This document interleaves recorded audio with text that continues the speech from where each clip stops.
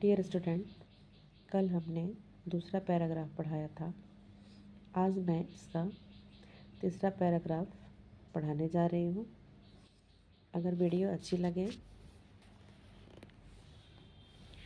तो like, share और subscribe ज़रूर कर दीजिएगा। Only a prisoner who has been confined for long behind high walls can appreciate the extraordinary psychological value of these outside walks and open views। ये कह रहे हैं कि बाहर के शहर तथा खुली दृश्य के जो साइकोलॉजिकल वैल्यू होता है, यानी कि जो मनोवैज्ञानिक मूल्य होता है, को केवल वही समझ सकता है जो ऊंची दीवारों के पीछे बहुत समय तक बंद रहा हो।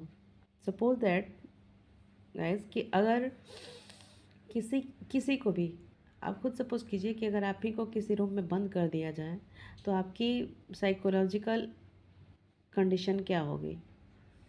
तो वहीं ये कह रहे हैं कि इसका मूल्य केवल वही समझ सकता है जो बहुत समय तक किसी रूम में बंद हो। And I loved this outing and I did not give them up even during the monsoon when the rain came down for days in torrent and I had to walk in ankle deep of water। ये कह रहा है कि मैं बाहर के इस घूमने फिरने को बहुत महत्व देता था। मानसून के आने पर भी इसको न छोड़ता था।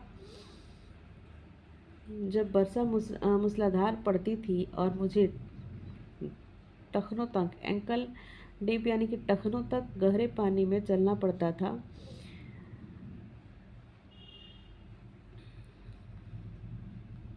I would have walked the outing in any place.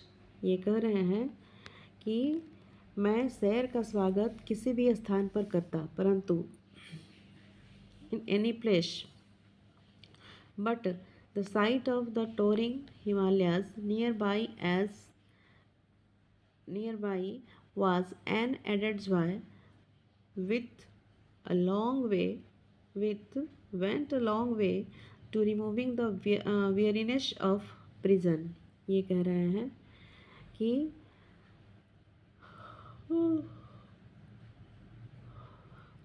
लेकिन समीप में ऊंचे पहाड़ों का दृश्य, वहाँ के एक अतिरिक्त आनंद था वहाँ पे, जो बहुत हद तक जेल में मेरी निरस्ता को दूर करने में सहायक था।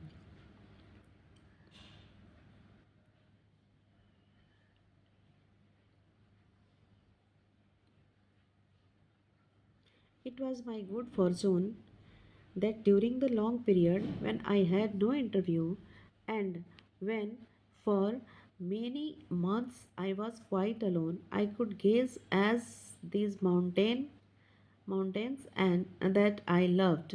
ये कह रहे हैं कि ये मेरा सौभाग्य था कि उस लंबे समय में जब कोई मुलाकात न होती थी और जब कई मास तक मैं अकेला रहता था, मैं उन पहाड़ों को देख सकता था जिन्हें मैं प्यार करता था। I could gaze at these mountains for I loved। I could not see the mountains from my cell, but my mind was full of them and I was ever conscious of their nearness and a secret intimacy seemed to grow between us। ये कह रहे हैं कि मैं अपनी कोठरी से पहाड़ न देख सकता था, लेकिन वे मेरे मन में समाये रहते थे और मुझे उनके समीप होने का आभास रहता था और हम दोनों के बीच गुप्त प्रेम बढ़ता गया।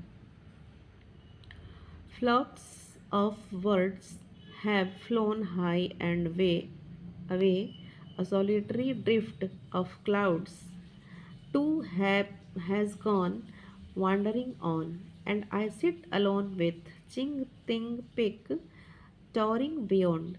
We never grow tired of each other, the mountain and I।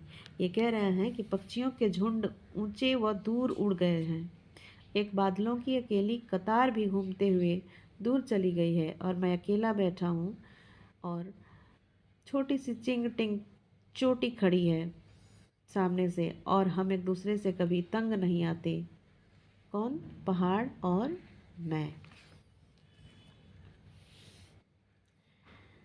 Fourth भी आज कंप्लीट कर लेते हैं। ये कह रहे हैं कि I afraid I cannot say that I cannot say with the poet Lai Taipo that I never grew weary। ये कह रहे हैं कि कभी लाई ताइपो की भांति मैं कभी नहीं कह सकता कि मैं कभी तंग न आता था।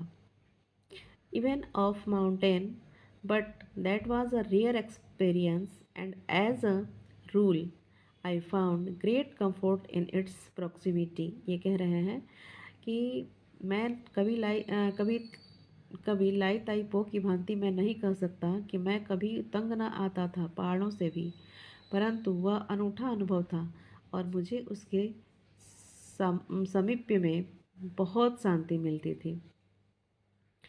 Its solidity and calm looked down upon me with the wisdom of a millionaire and mocked at my varying moods and soothed my favored mind। ये कह रहे हैं कि उसका ठोसपन और शांत दृष्टि मुझे लाखों वर्षों की बुद्धिमत्ता कहेंगे, हाँ, बुद्धिमत्ता लिए निहारती थी और मेरी चेंज होती मेंटल कंडीशन का मजाक उड़ाती थी, यानी मेरी बदलती हुई मानसिक स्थिति का मजाक उड़ाती थी और मैं परेशान मन को और मेरे परेशान मन को शांत करती थी। Thanks students. अगर आप अच्छा लगे वीडियो तो लाइक शेयर एंड सब्सक्राइब कीजिएगा और मैं ऐसे ही कंटिन्यू करूँगी वीडियो को आगे, एक एक पैराग्राफ। एंड अगर समय मिला मुझे भी तो मैं पैराग्राफ आगे भी बढ़ा सकती हूँ। Please like share and subscribe कर दीजिएगा।